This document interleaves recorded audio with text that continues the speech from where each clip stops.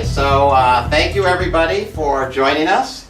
Thank you especially everybody who is joining us on ACIM Gather, and I really want to thank anybody who is watching the live stream. We've got our Sunday gathering live streamed for the first time. We've had a few little technical glitches, but it seems to be streaming fine right now, so yay! And thank you everybody who is here in San Francisco. We are always blessed with all the energy and love that we receive every day. So, the title of my talk today, Moving in the Right Direction. Moving in the right direction. So we're moving in the right direction. We're live streaming. That's the right direction. The right direction right now for Community Miracle Center is really to embrace technology and to connect to the world in whatever ways we can. So we're doing it. Before I get started, I do want to give a little disclaimer, like I have done the last couple of weeks, that everything that I share all the time, it's just my opinion. It's just my opinion of A Course in Miracles. It is not necessarily the authoritative idea of anything. Actually, I don't think anybody can tell you that. What A Course in Miracles is going to mean for you is what it's going to mean for you when you connect to your own spirit, when you connect with Holy Spirit. That's what's going to give you the interpretation that'll be right for you. But I do think hearing other people's interpretations is interesting, and it loosens our mind and allows ourselves to open our mind. So that's a good thing. I do want to mention that it was Thursday. Thursday was July 5th, and it was the 86th birthday of our co-founder, Reverend Larry Bedini. Reverend Larry Bedini made his transition in 2010. But I just want to remember him today on the anniversary of his birthday, his 86th birthday. And on Thursday, I went with a longtime friend of his, Vivian, who's also a member of Community Miracle Center, and we went to visit Reverend Larry's grave. And we always tell ourselves, we know Reverend Larry doesn't hang around there, but when we go there, he comes there, and so we have a little chat with him when we go there. And I told Reverend Larry all the great things that we were doing, and he seemed really happy. I told him about the great enrollment we've got going for the Boston conference. He was really happy about that. And, you know, I'm sure he's watching the live stream now too. So, Reverend Larry, happy birthday. We are still here. We're still going strong. Thank you for all you did for us and that you continue to do for us, because I know you're working for us on the other side. Okay, in the reading that I read just a few minutes ago, there was this quotation. To you who seem to find this course too difficult to learn, let me repeat that to achieve a goal, you must proceed in its direction, not away from it. Okay, so this is not a complex teaching. This is a pretty simple statement in the obvious, which is what it says. So if you want to achieve the goal of the course, however you're defining that for yourself, you have to walk in the direction of that goal. That's the only way you're going to do it. You can't walk away from it. If you walk away from it, you're not going to get there. It's pretty clear. So we've been doing a lot of things, and one of the things that we do here is, as I talk about, is we have our healing team. Right now we got 52 people on the healing team, which is really amazing. And I am very aware that all those 52 people, they aren't reading those emails that I send every day. I know that. And I'm on them, and I remind them when I can, and I've taken to calling them 2 times a year now. Even the people who live far away, I call on their birthdays, and then I call them on their half birthdays, just to chat with them, see how they're doing, but also just to make sure that they're reading those healing team emails. Now, I designed those emails so that they can be read in under 3 minutes. I actually shoot for 2.5 minutes, under 3 for sure. So, you know, it's a 2.5 minute a day commitment that the people make, and, you know, not everybody does it, or at least they don't do it every day. I understand that. I know that it's fine. My guidance is to just keep giving them gentle reminders and be patient. And I am, and I'm grateful for all the times that they do read it. And I'm aware of what the talk for today was. You know, to achieve a goal, you got to proceed in its direction. So if you want healing in your life, and if you want to be of a healing influence in the lives of other people, you have to do what you do in order to have that goal. And for the healing team, you've made the commitment to read that email, spend that 2.5 minutes every day, joined with 52 other people, or 51 other people, because you're one of the 52. And the combined energy of all those people is a massive momentum walking in the direction of healing. But it's not going to work if you don't do it. You're not going to heal yourself, and you're not going to be a healing influence for others if you just don't do the simple thing that you said you're going to do, that you want to do, but all these other things come up. A Course in Miracles is a daily practice. Those of you who know A Course in Miracles, I assume most of you watching are pretty familiar with A Course in Miracles. It's a daily practice. There are 365 lessons, daily lessons, designed to be doing one a day for a year. And if you don't do those, are you really doing A Course in Miracles? Well, maybe you read occasionally, maybe you come to meetings, maybe you join us on ACIM Gather, maybe you watch the live stream, which is still streaming amazing. But there are things that A Course in Miracles puts forth for you to do. And actually, if you're on the healing team, I incorporate the lesson of the day, a little key paragraph from the lesson of the day, so it is a way to at least minimally do the lesson of the day. So if you're not doing at least something to do those daily lessons, are you really doing what A Course in Miracles is asking you to do? And are you going to achieve the goal of the Course if you're not walking in the direction that A Course in Miracles tells you to walk? There's an old Taoist saying, it's from the Tao Te Ching, the journey of 1,000 miles begins with a single step.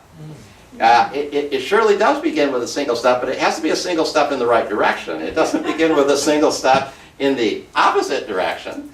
So when you convince yourself in the morning that you don't have time, or you don't have the energy, or you don't feel the inclination, you're making a step, but it's a step in the wrong direction.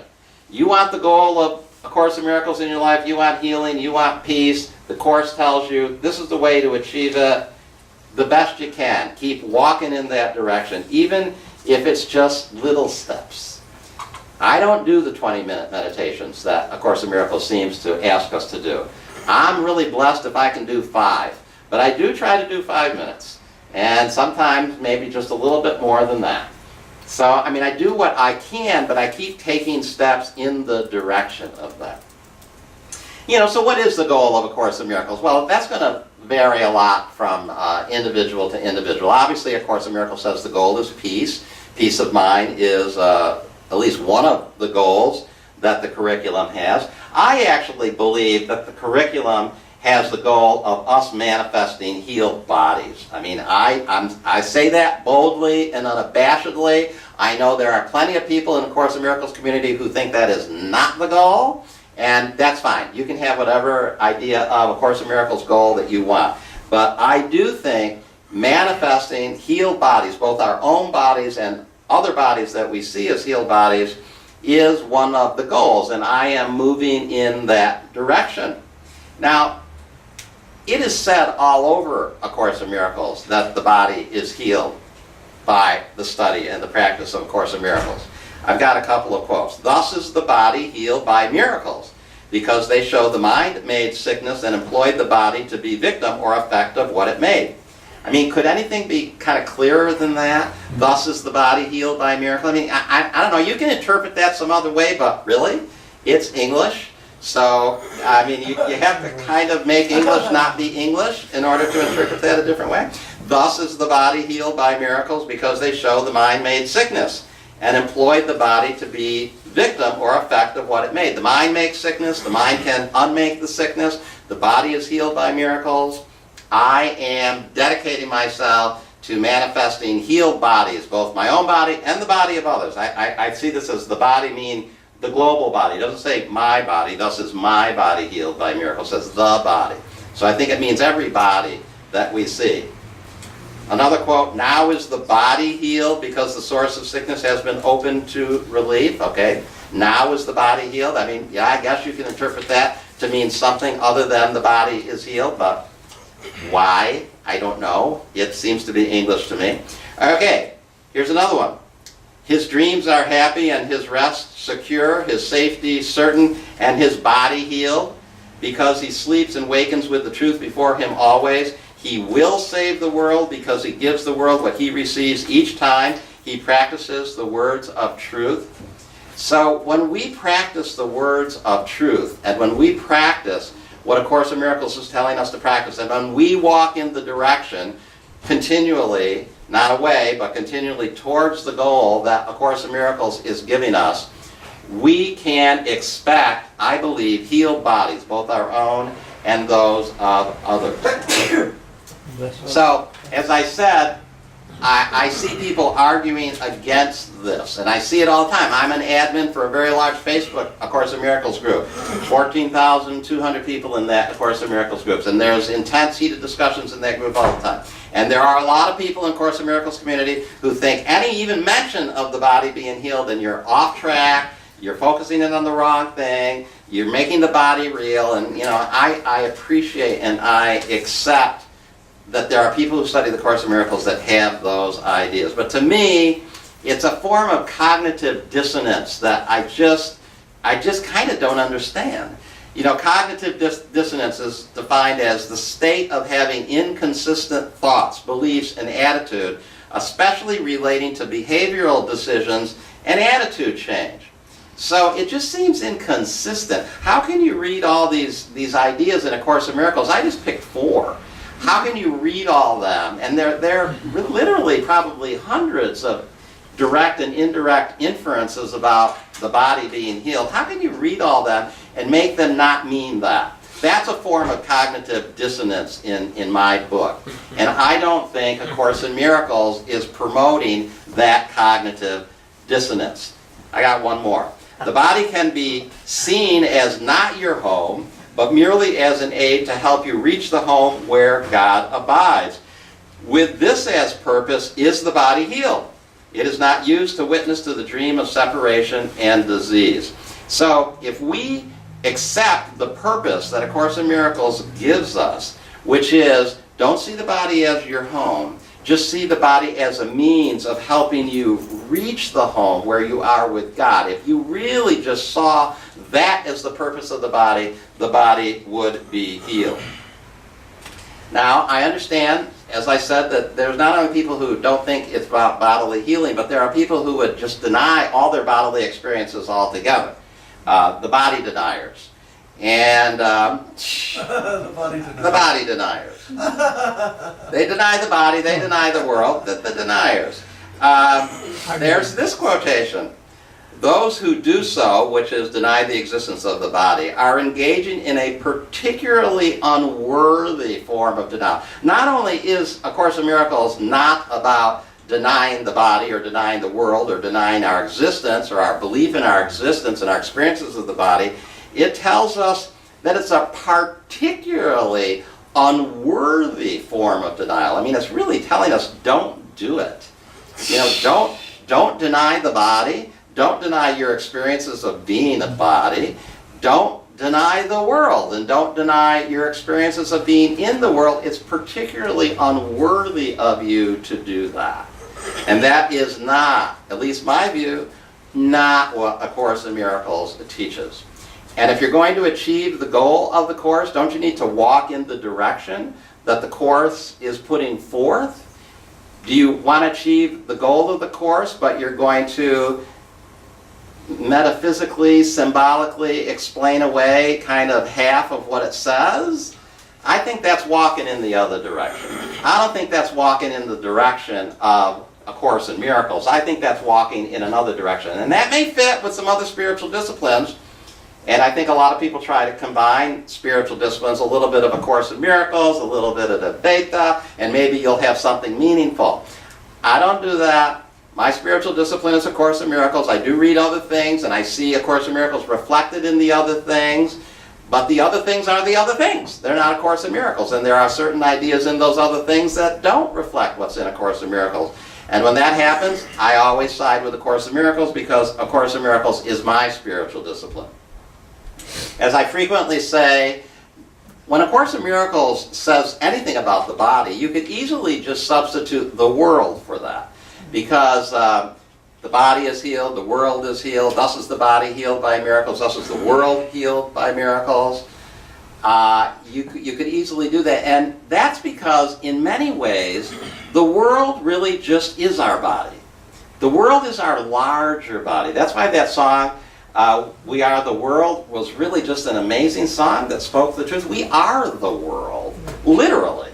It is really us. We had a lesson this past week. I bless the world because I bless myself. Okay, we just like go past that really quickly, but can you get what that's? I bless the world because I bless the self, mean we are the world.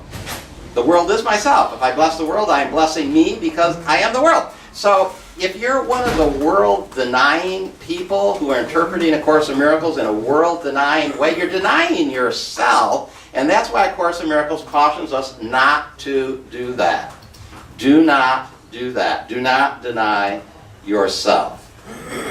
So, I mean, this factors in when people have challenges, when people have health challenges and healing challenges. A Course in Miracles acknowledges that we believe we are a body. It acknowledges that we believe we are in the world. And it also acknowledges that strictly mental healing is probably going to be pretty difficult for people at times. And it says sometimes the illness has a sufficiently great hold over the mind to render a person inaccessible to atonement. In this case, it may be wise to utilize a compromise approach to mind and body in which something from the outside is temporarily given healing belief. So, A Course in Miracles emphasizes a compromise approach, which means you maybe still do some of the traditional things that the world likes to do if you are challenged by illness, but you're also doing all the mental work at the same time, along with it, together. So I mean, some years ago, maybe 8 or 10 years ago, I had, a pretty major illness. And I was doing traditional things and regular medical doctoring things, but I was also doing all the metaphysical things that I could think of. And I got the guidance at one point, some form of unforgiveness is manifesting with me, and I better get busy with my forgiveness work. So I asked for guidance, I prayed, I wrote a list of all the people that I thought I had any kind of grievance with, even if they were people that had passed. And I just spent a lot of time doing forgiveness exercises with each and every one of those people. Over the course of the next couple of weeks, I went through a lengthy forgiveness process, meditation, process, prayer with each of those people. And I even wrote down the person's name and then simple key words that reminded me of what I had a grievance with them about. And after I did the process, I would burn each and every one of those little pieces of paper and just visualize that I was offering that grievance up to the light. And I think I probably did that with the 7 or 8 people that I identified that I had some grievance with, because I study A Course in Miracles and I want to move in the direction of what the Course is telling me. So I was still doing some traditional medical things, but that was a compromise. I was also doing the healing work that was mental, that was forgiveness work. And the compromise approach really means that you do both things. I see people who take that passage and then when sickness or something challenging comes in their lives, they just go all into just the worldly ways of handling the situation. But again, I don't think that is really moving in the direction that A Course in Miracles is asking us to move in. And I don't think it's the journey of 1,000 miles beginning with steps towards the, the goal. It's moving around and taking a step away from it. So there's nothing wrong. In fact, I think it's advisable, probably in most cases or in many cases, to do all the world things that people normally do. But do them with all your A Course in Miracles ideas and your A Course in Miracles processes. One final quote, it says, "It is only the end that is certain. Anywhere along the way, the necessary realization of inclusiveness may reach him. If the way seems long, let him be content. He has decided on the direction he will take. What more was asked of him? Having done what was required, would God withhold the rest?" So we decided on the direction that we are taking. We're going in the direction of really realizing our oneness, our infinite nature, our eternal being. And I am going towards the direction of knowing that that realization will manifest a world in which bodies function perfectly and normally and are beautiful. Of course, in miracles, not only do they function well, they're beautiful. That's the direction I am traveling towards. But I need to keep my steady eye on the direction and keep walking towards it steadily and with a determined nature. And if it seems like a long journey, I am content. Because the only real important thing is in moving in the right direction, one step at a time, as steady and as determined as we can be about it. Okay, that's my talk for today. Thank you. Yeah.